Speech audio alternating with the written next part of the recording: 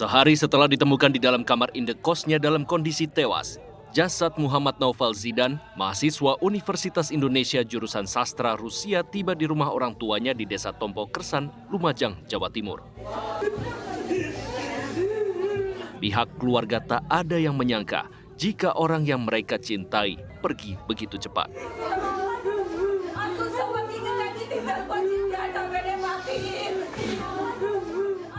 Duka mendalam dan air mata tak kunjung mereda dari kedua orang tua Zidan, Sohibi Arif dan Elvira Rustina. Setelah disolatkan, jenazah Zidan diantar ke tempat peristirahatannya yang terakhir di tempat pemakaman umum Jogoyudan, Lumajang, Jawa Timur.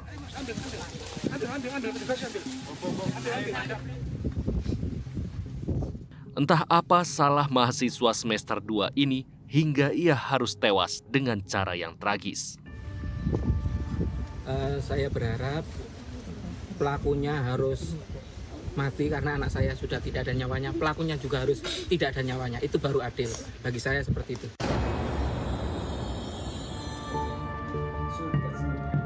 Di mata keluarga besarnya, Muhammad Naufal Zidan dikenal sebagai anak yang pintar.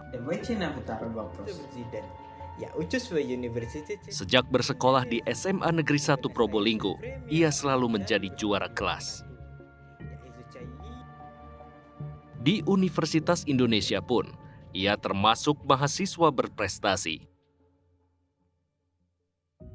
Selama menempuh pendidikan 1 tahun terakhir ini, ia mendapatkan indeks prestasi kumulatif yang sangat memuaskan, yaitu 3,8. Kalau Mas Zidan seharinya pagi sekolah, datang ya sudah di rumah. Biasanya mungkin itu dengan alam bahasa Rusia. Kasus pembunuhan yang dilakukan oleh senior terhadap juniornya ini jelas memunculkan berbagai pertanyaan bagi banyak pihak. Bagaimana mungkin seseorang yang berstatus mahasiswa di universitas negeri ternama dan dianggap mempunyai intelektual tinggi bisa bertindak sadis terhadap orang yang dikenalnya? Kriminolog Universitas Indonesia Heru Susetyo mengungkapkan beberapa faktor yang melatar belakanginya.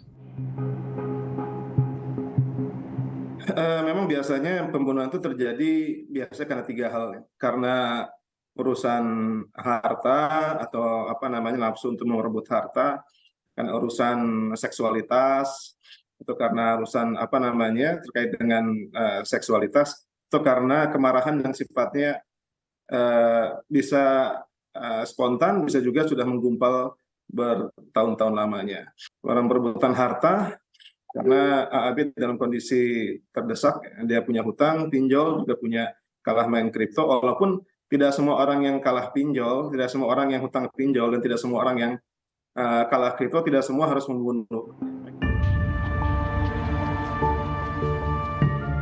Satu faktor lainnya yang tak kalah penting adalah karena adanya relasi kuasa. Dalam hal ini adalah antara seorang senior dengan juniornya. Itu menjadi hal yang penting, karena tanpa ada relasi kuasa, dia pun merasa tidak punya kedekatan ya. Karena orang kalau nggak ada kedekatan, diundang ke kamar pun nggak bisa. Apalagi ini bisa masuk kamar dan juga ngobrol cukup lama sampai akhirnya dibunuh. Berarti dia ada kedekatan dan ada relasi kuasa. Mungkin dia awalnya minta dengan baik-baik.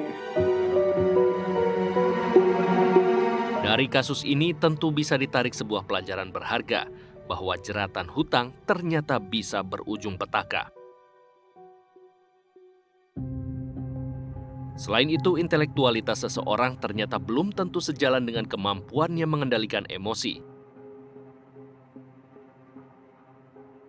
Karenanya, penting bagi kita untuk selalu waspada kapanpun dan dimanapun, karena aksi kejahatan bisa saja terjadi, bahkan dilakukan oleh orang terdekat kita. Dari Lumajang, Jawa Timur dan Jakarta, Tim Liputan untuk CSI RTV.